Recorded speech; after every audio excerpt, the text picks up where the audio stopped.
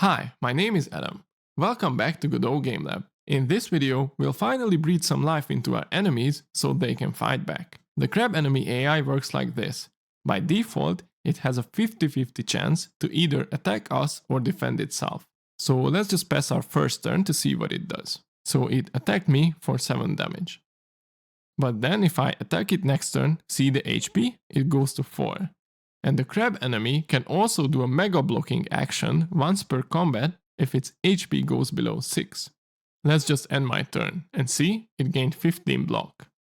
But if I end my next turn too, it can't mega block again, even though the HP is still under 6. It goes back to its 50-50 of either attacking us or defending. See, it gained the block this time. And if I finally kill that crab, by playing 2 attack cards, you can see in the console that we implemented the win and lose conditions to our battle as well. So let's get started. So let's go ahead and open our project. The first thing we can do is we can create an EnemyStats custom resource. And if we take a look at the file system doc and open the custom resources folder, currently we have 2 custom resources for stats. We have the stats class, which is the base one, with the block and the health and all that stuff. And we have one extended class, the character stats, which is for the player. But we need another one for the enemy, because enemies will have AI attached to them. So let's select the custom resources folder, right click, create new script. We'll call this EnemyStats.gd and make sure that it inherits from the stats class. Press create and double click this to open it up in the editor. And this script is as easy as it gets really. All we need is a custom class name and an export variable for the AI, which will be a pack scene because we'll implement enemy AI behavior as a separate scene with nodes for all possible enemy actions. So that's it really. Go ahead and save this script. Then we can get rid of our temporary enemy stats and create a real one, so to speak. To do this, go back to the file system doc and search for the enemies folder. We can collapse the custom resources for now, expand the enemies folder, where we have this testenemy.tres under our crab enemy. So we can right click the crab enemy folder, create new resource, and this time we'll use an EnemyStats resource. Save this as crab enemy.tres.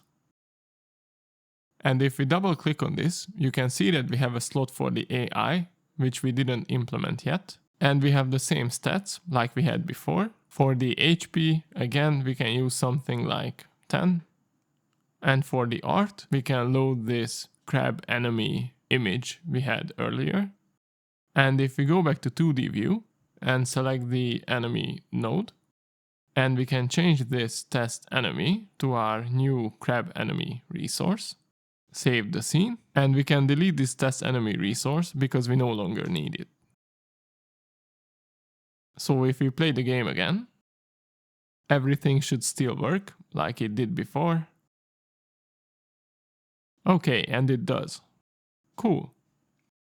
So before we create the enemy actions, let's take a look at how they work in Slay the Spire first. For this example, we'll use the infamous Gremlin knob from Act 1 of the game.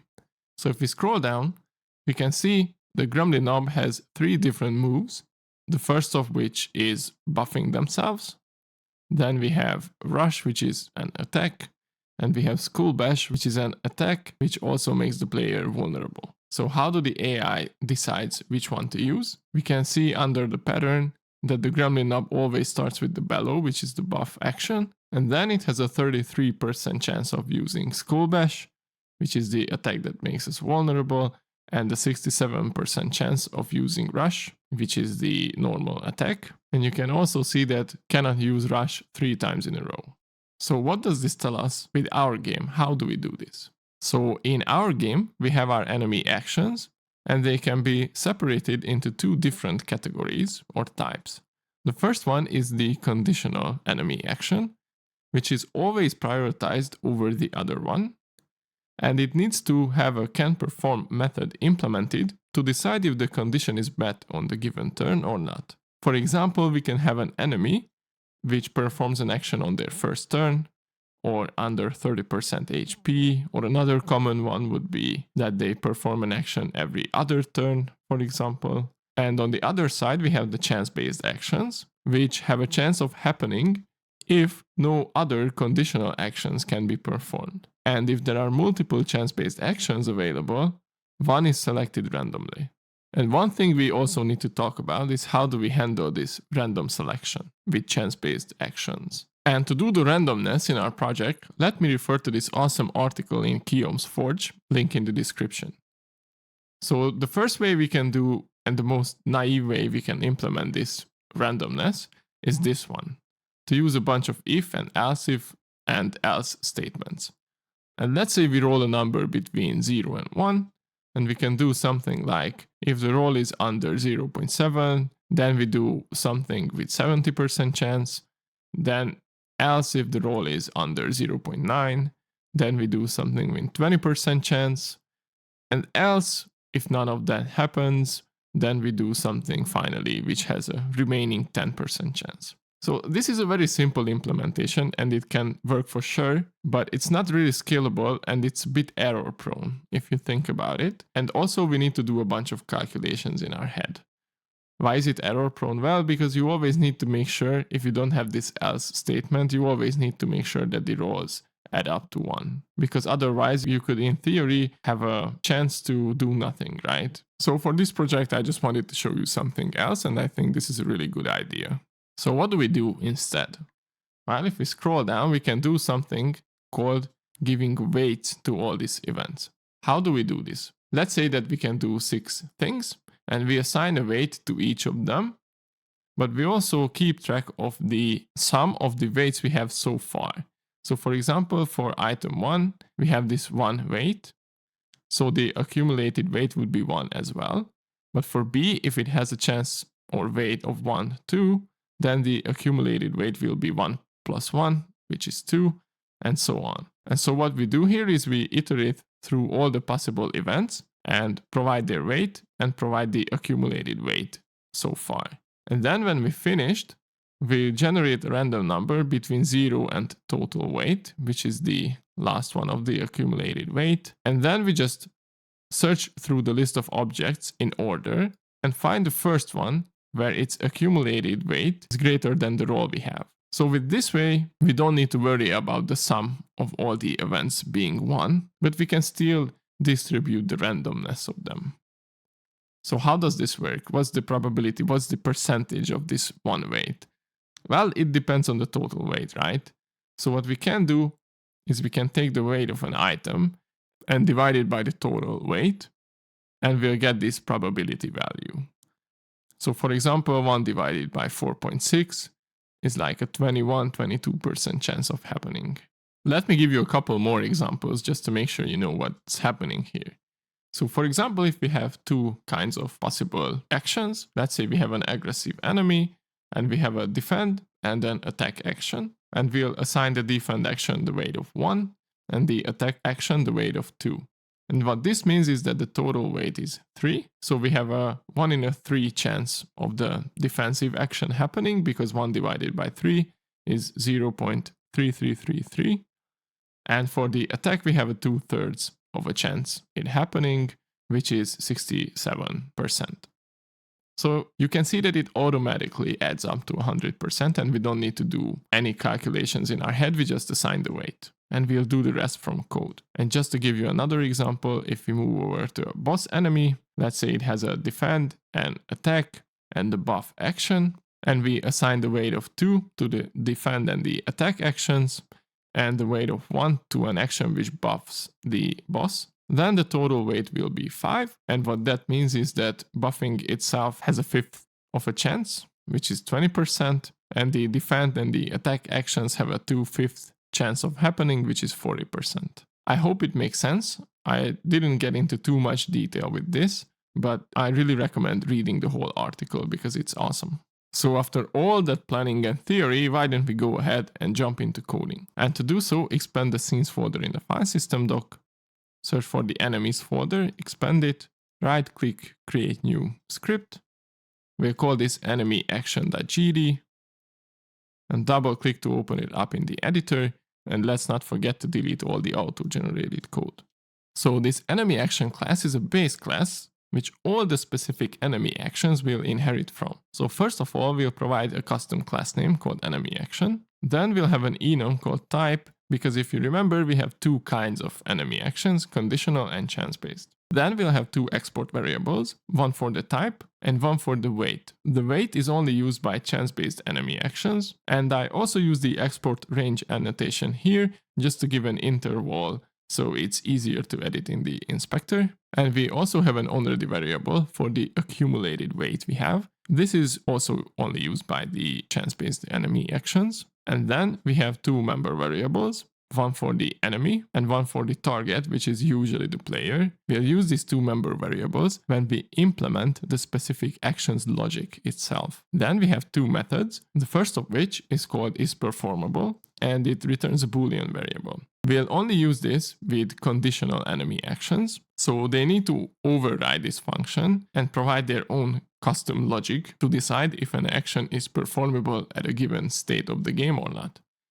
So if you remember the examples, we can check if the enemy's HP is under 50%, or we can see if this is the first turn of the enemy or not, stuff like this. And why do we return false here by default? Well, if by accident we mess up anything in our code, we don't ever want this to be true for chance-based actions, because it would mess up the logic of the game. So we just return false by default to make sure that nowhere in our code we think a chance-based action is performable as a conditional action. Then we'll have a perform action virtual method, and this is where the magic happens. So we will override this method with every specific enemy action, for example the crab enemy's attack action later, and this is where we can do stuff like tween the enemy's position to the player's position, damage the player, and then tween back the enemy to its original position. So this is where we implement the logic for every enemy action. And that's all we really need for the base class, so we can go ahead and save this. And next we can create the EnemyActionPicker, which is the brain of the AI. Sounds cool, right? So let's go ahead and go back to 2D view, create a new scene by pressing this plus sign. And this time we'll use other node and a simple node as a root node. Double click and rename this to EnemyActionPicker. Press Ctrl S to save this, and we can save it under the scenes folder and the enemy folder. EnemyActionPicker.tscn is perfect. And attach a script to this, EnemyActionPicker.gd, and delete all the auto-generated code. So how do we implement this brain? Well, first of all, we'll provide a custom class name for the EnemyActionPicker. Then we'll have two export variables, one for the enemy and one for the target, which again is usually the player, but we'll make it more flexible. If we later want to do something like a berserk card, which means the enemy target one of its own allies, for example, and we'll need to provide the setter functions later on. Then we'll have an onReady variable for the total weight of the chance-based actions. Then in the ready callback, we set the target to be the player by default. So we'll use getTree.getFirstNodeInGroup player. Then we'll call this setUpChances function, which we'll do for the chance-based actions. We'll also have a getAction function which returns an enemy action, and this will be the one we use when we get the enemy's action for a turn. So what do we do here? Well, first of all, we'll get the first conditional action which is available, and if we have an applicable conditional action, then we can return this immediately because we don't really want to deal with chance-based actions if that happens. If you remember, conditional actions always have priority over the chance-based ones. Then if we don't have a conditional action which is performable, then we roll for a chance-based action and return that one. So how do we get the first conditional action? Well, we need to iterate through all the children of this enemy action picker. And if for some reason the children is not an enemy action or it's not a conditional one, then we can continue to the next one because we only need to examine conditional enemy actions. But if it is a conditional enemy action and that action is performable, then we can return that conditional action because we found one which we can perform in this turn. Otherwise, we'll return null. And what does that mean? It means that we have iterated through all the children and we didn't find a single one which would be performable.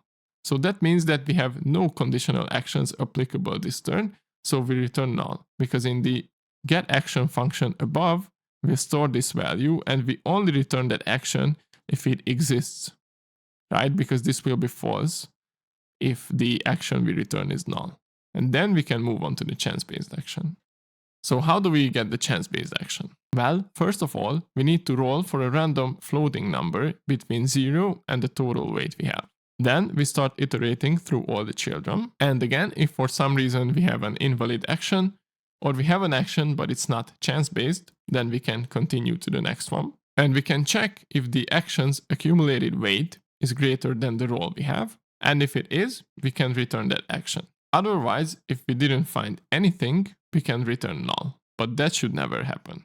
So every enemy should have at least one chance-based action which can happen. But just to make sure that every path of our function returns some sort of a value, we'll return null here.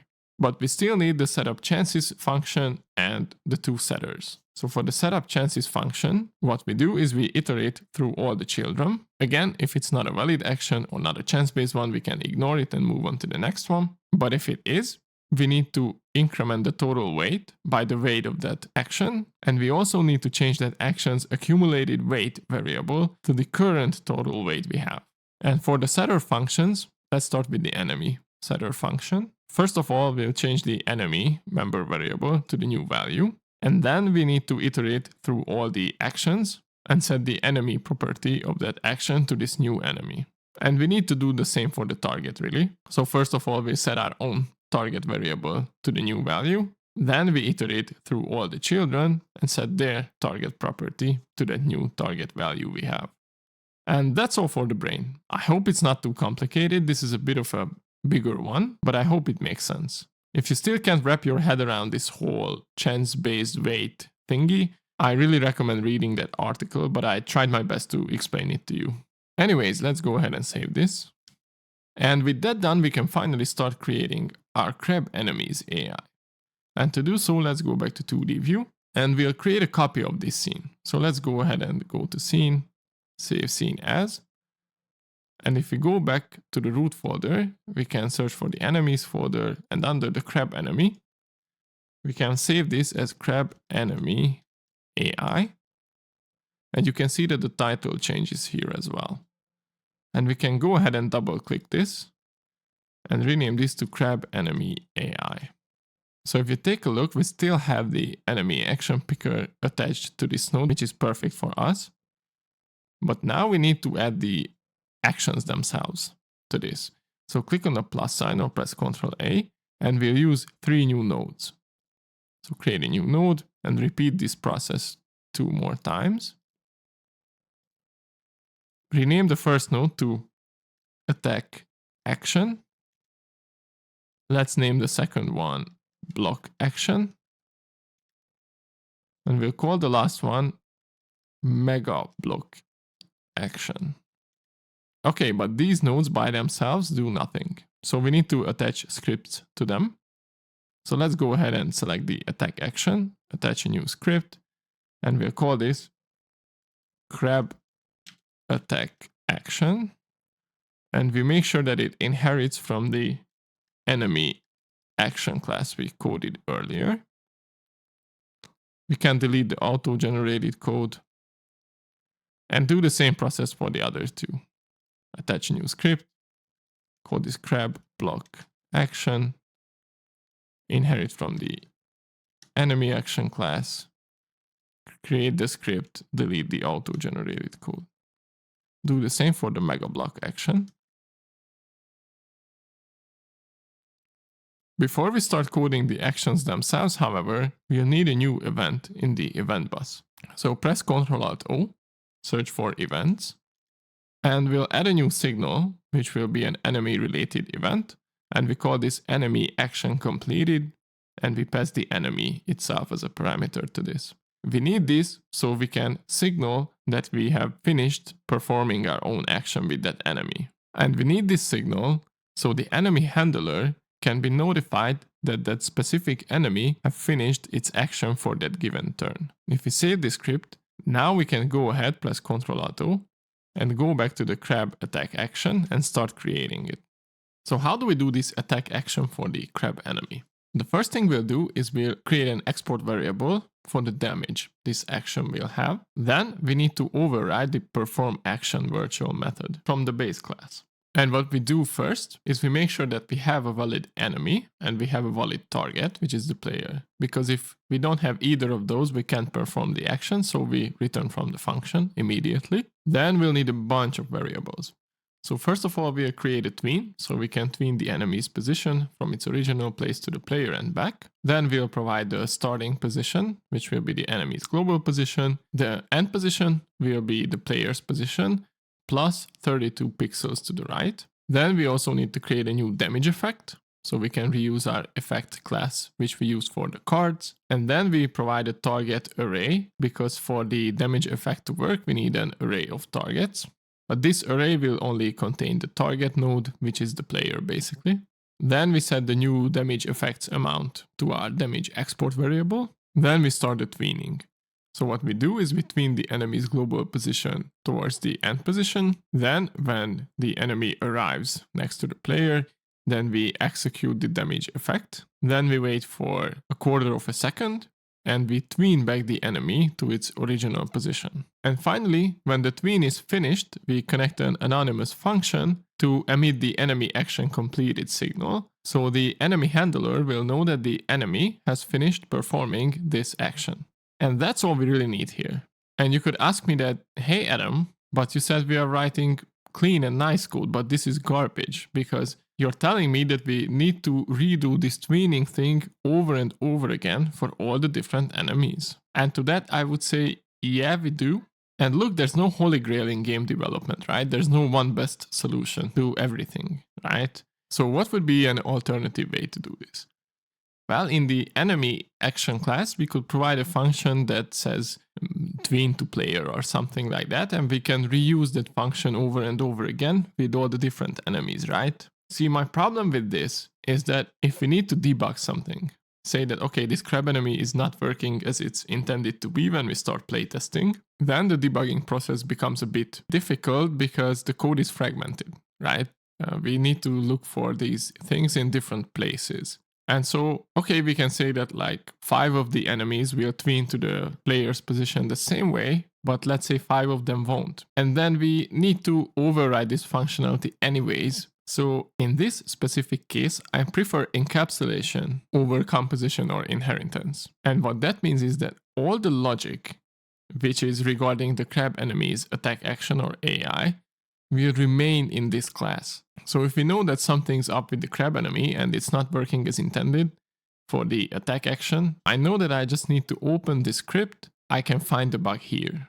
And I think that's more preferable in this case. But again, this is just my 2 cents on the issue. You might disagree with me on this. And you can for sure implement this in a way that you have utility functions you can rely on in the base class or any other solution. For me personally, I would say that encapsulation is a really good choice here.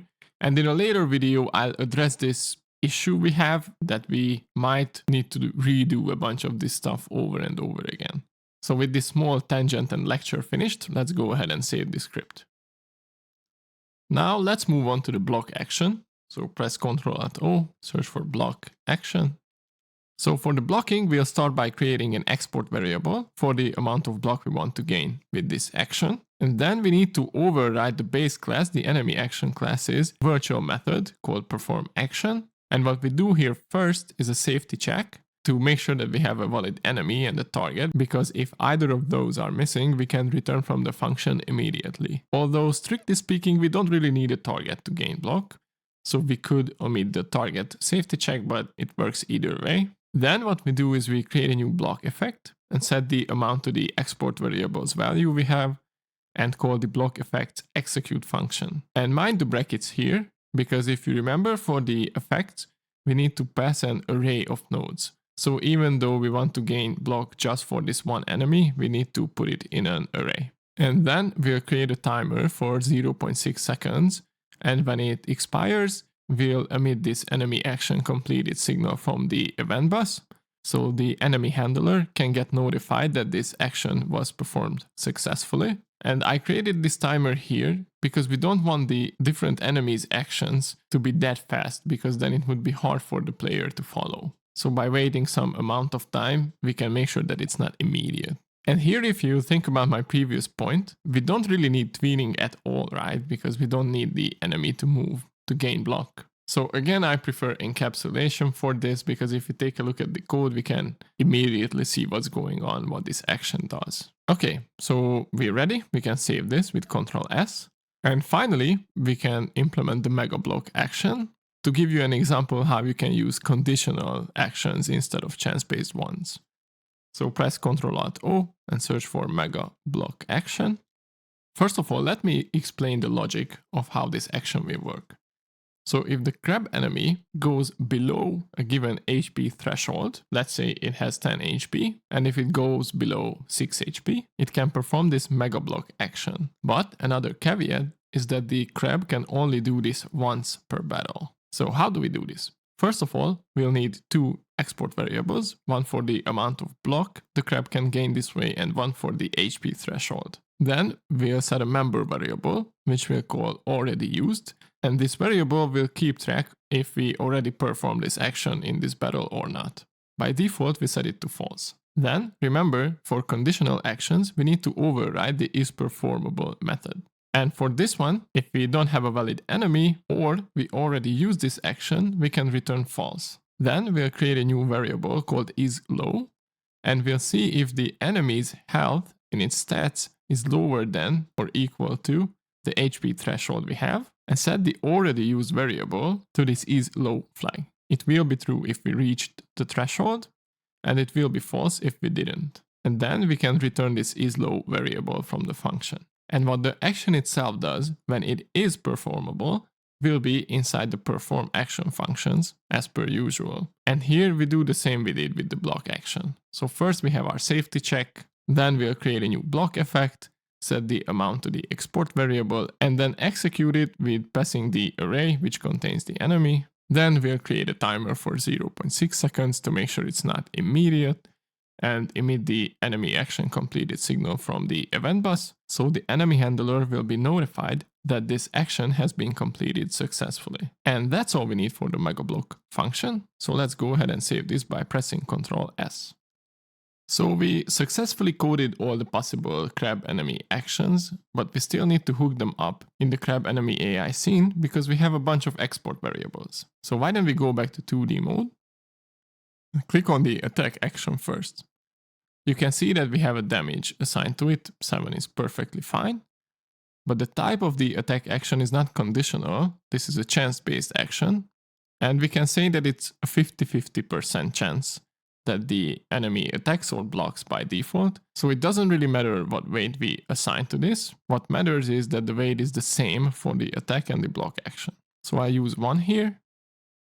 Then go to the block action. Set it from conditional to chance-based as well, and set the weight to the same value. Okay, so both of them are 1. The sum of 1 and 1 is 2. So the chance of performing an attack and a block action is half-half. 1 divided by 2 and 1 divided by 2. That's perfect because we wanted it to be 50-50. Now for the MegaBlock action, the block and the HP threshold is fine. And we don't really need to set the weight for this one because this is a conditional action. So we don't need to change anything here. We can go ahead and save the crab enemy AI's scene. And we did a bunch of work, and bear with me because we still have a lot to do before we can see this in action. For now, let's double click the crab enemy EnemyStats resource. And with this freshly created crab enemy AI scene ready to go, we can go ahead and drag this scene to the AI slot here and press Ctrl S to save everything.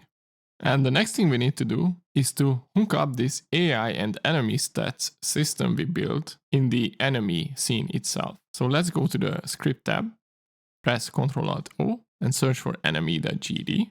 So here in the enemy script, we'll wreak some havoc and change up a bunch of stuff. First of all, we need to change our exported stats variable to be of type EnemyStats, because if you remember, EnemyStats is the one which has an AI attached to it. Then we'll need 2 new member variables, one for the EnemyActionPicker, which is if you remember the brain of the AI, the crab enemy AI scene itself.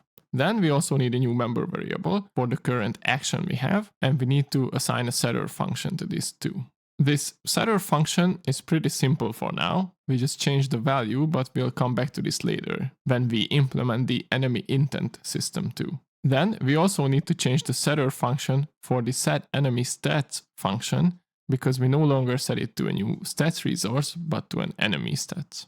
Then we need to connect the stats changed signal not just to the update stats function, but we'll have a new function called updateAction. And I'll explain it a bit later why we need this here. Then we'll provide a new function called setupAI. And here the first thing we do is we check if we already have a brain attached to us, meaning we already have an EnemyActionPicker. And if we do, we need to queue-free that one and create a new one. And to create it, we'll use the stats resources AI property and instantiate that pack scene and add this new action picker as a child to ourselves. Then we set our enemy action picker property to this new one and set the enemy action pickers, the brain's enemy property, to ourselves. So we have access to this enemy unit. Then we need an update action function. And first in this function, we check if we have a brain attached to us or not. Because if we don't have an AI attached, then we can't update our action and return from the function immediately. Then what we do is we request the current action we can perform from the enemy action picker and set it to our current action property and return from the function. But remember that this function is connected to the stats changed signal. So what we can do is if we have a current action and our stats changed, we need to check if there's a new conditional action which can be performed based on that change. This sounds complicated, right? So what do I mean by that? So let's say we have a turn where the crab enemy has 10 HP. Then the crab enemy rolled for a chance-based attack and wants to attack the player for 7 damage. But it's the player's turn, and the player plays one strike card, which causes the crab to take 6 damage. Then the stats changed signal gets called. And what happens is the crab goes under the threshold we have for the MegaBlock attack, right? So in theory, it can happen that instead of this attack action, which the crab wanted to perform earlier, he reacts to the player's attack and wants to perform the MegaBlock action instead, right? So what we do here is with this piece of code, we say that if we do have a current action, we'll check if the enemy action picker's get first conditional action returns a new action or not. Because if it does when the stats changed, and this new action is different from the current action we have, we need to swap it out. So in the update enemy function, when we assign a new enemy stats resource to this enemy, we don't just change the sprite, the arrow position, and update the stats UI, but we also need to set up the AI for that enemy too. And then the final modification we do is we'll provide the doTurn method, which will be used by the EnemyHandler to handle enemy turn management. And what we do with our turn is pretty simple. We reset our block to 0, check if we have a current action or not, because if we don't, there's nothing we could perform, so we can return. But when we do, then we can call the current actions perform action method to do whatever that action does. And this shows the power of this architecture, because the enemy itself doesn't need to know about anything specific, right? It's just 4 lines of code really. Everything else will be delegated to the responsible parties, right? The turn management will be handled by the enemy handler. The enemy itself doesn't need to be aware of whose turn is it or which enemy does its action now. It just knows that, hey, if you want me to, I can do what I have to do, right? And also, we don't really want any action logic here either, because the actions themselves are encapsulating that logic. So I think this is a really elegant solution, and this function really shows us why is it an elegant solution, I think. So, that was a lot of things to do, but that's all we need for the enemy script. So we can go ahead and save this with Ctrl S and move on to implementing the enemy handler. So now we're finally getting closer to test this whole thing we've been coding for a lot of time now. But we still need to do the enemy handler and finally hook it up in the battle scene. So that's what we'll do next. Let's go back to 2D view and go back to the battle scene. Select the battle node, the root node, click on the plus sign or press Ctrl A to add a new node. And this time we'll add a node 2D. Double click this and call this enemy handler. And we can move it up in the scene tree so it stays with its bodies, the other blue nodes. And we can go ahead and drag this crab enemy to make it a child of the enemy handler, like so. And now we can attach a script to this enemy handler by selecting it, clicking the attach script button, and we can go ahead and change the folder for this one. We can put it under the enemy folder too. So scenes enemy, and we'll call this EnemyHandler.gd, but with underscores and lowercase letters. Create the script and delete the auto-generated code. But before we start doing the enemy handler, we need to create a new event in our event bus. So press Ctrl-Alt-O, search for events.gd, and from the enemy handler, we'll need to be able to notify the battle node at the very top that all the enemies have finished their actions. And to do so, we'll provide a new signal called enemy turn ended, which will emit from the enemy handler when all the enemies have finished their turns. And that's all we need here. So Ctrl-S to save this, Ctrl-Alt-O, and go back to the enemy handler script so we can finally code this one. Fortunately for us, handling the enemy's turns is not that complicated, really. First thing we do is we provide a new class name called EnemyHandler, so we can access it as a static type in our battle.gd script. Then, in the ready callback, we'll connect the EnemyAction completed signal from the event bus to our own function. And we also need to create a function for resetting the enemy's actions. And what we do here is we iterate through all the children of the enemy handler, get the current child as an enemy, and set the current action to null, and then call the update action function, which will set it to a new action. We'll also have a function called start turn when we want to start the enemy's turn. And first of all, we'll need a safety check, because if we have no children, then we can return from this function immediately. And what we do here at the start of the turn is we grab the first enemy with the index 0 and call the doTurn method on that first enemy. So why don't we just iterate through all the children here and call all of their doTurn functions? Well, it's because if we did so, then all the enemies would execute their turns at once, simultaneously. And we don't really want that. We want the enemy's turn to be like a sequence. So we take the first enemy, it does its turn, and when that enemy finished, that's when we want to move on to the next enemy and make that next enemy do its turn as well. So in order to do that, we connect it to the enemy action completed signal, if you remember, and that signal is only emitted when the enemy has finished its turn. So this is why we need that callback function. So what we do is when an enemy has finished its turn, we'll get its index, and first of all, we need to check if it's the last one. Because if the enemy action is completed and it was the last of the children of this enemy handler node, then we can say that the enemy turn has finished, right?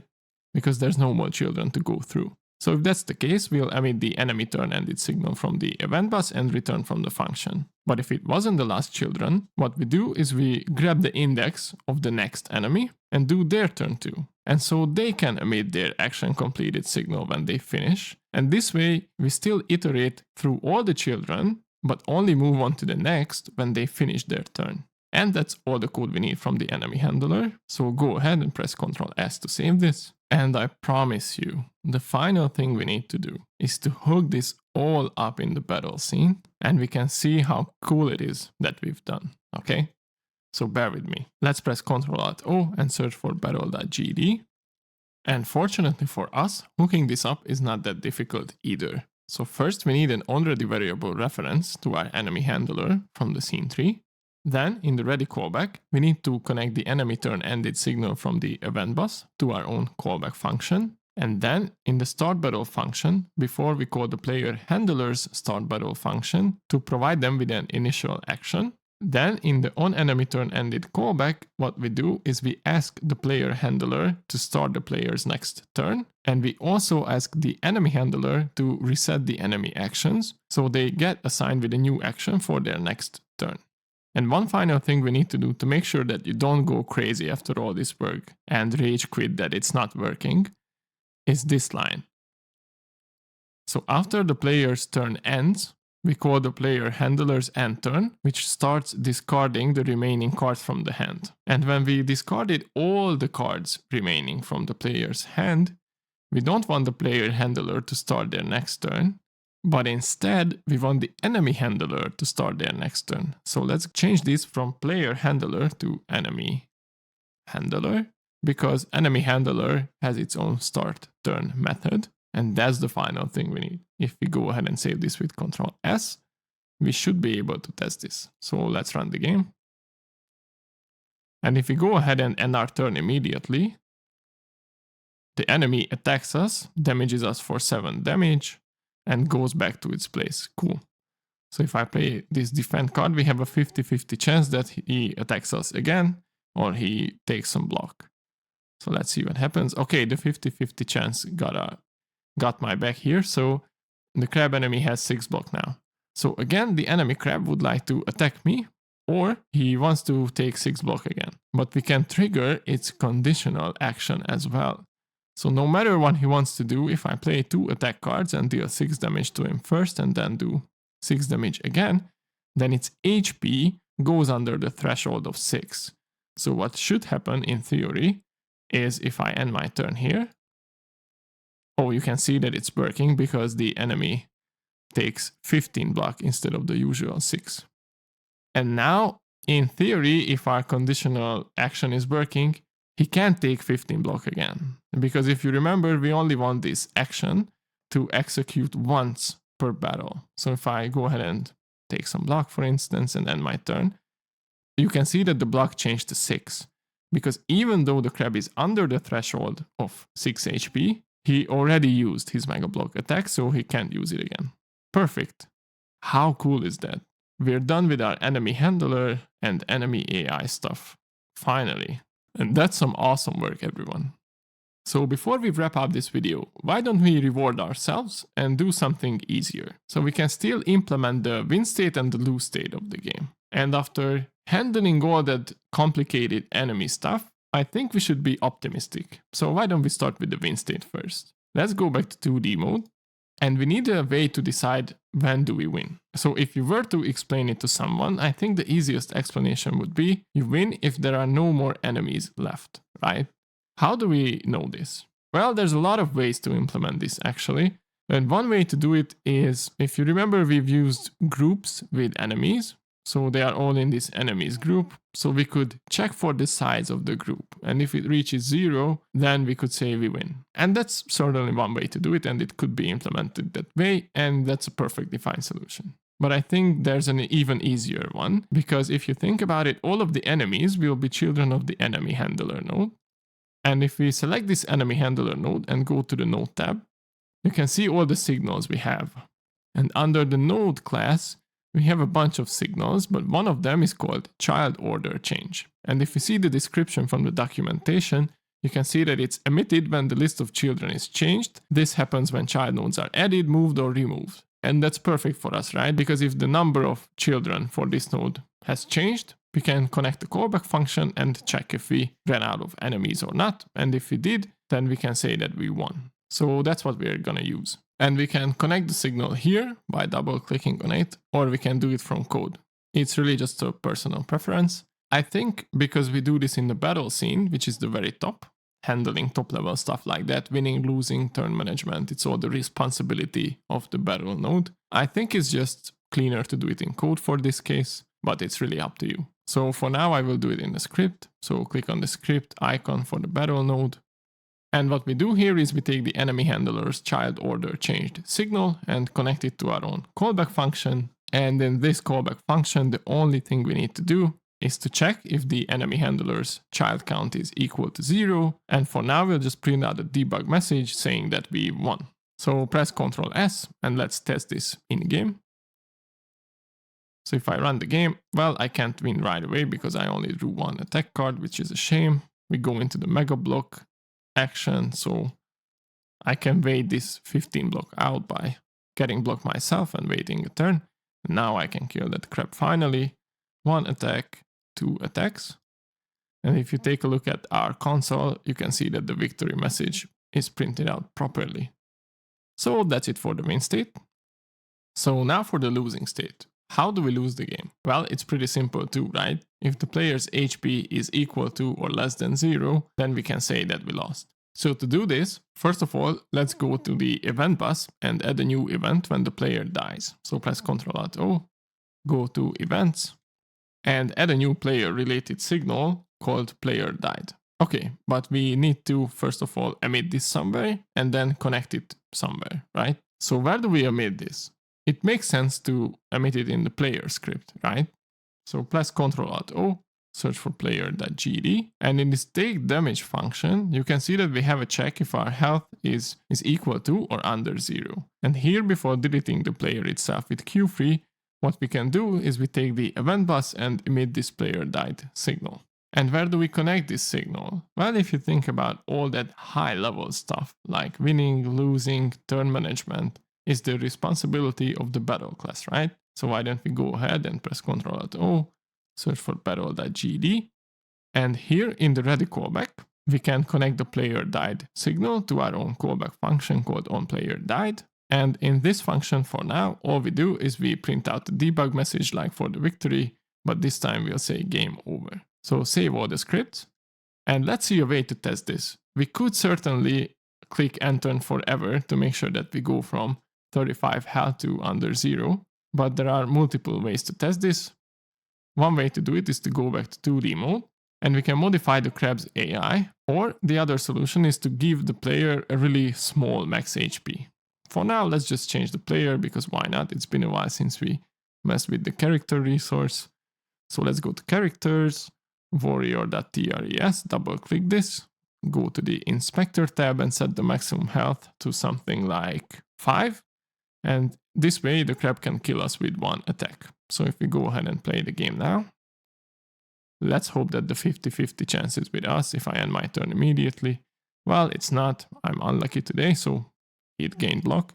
But eventually, cool. So the crab killed me, and you can see that we have this game over debug message in the console. Cool. So we've done everything we wanted this video, and that's it for today. And I'll see you in the next one. Bye bye.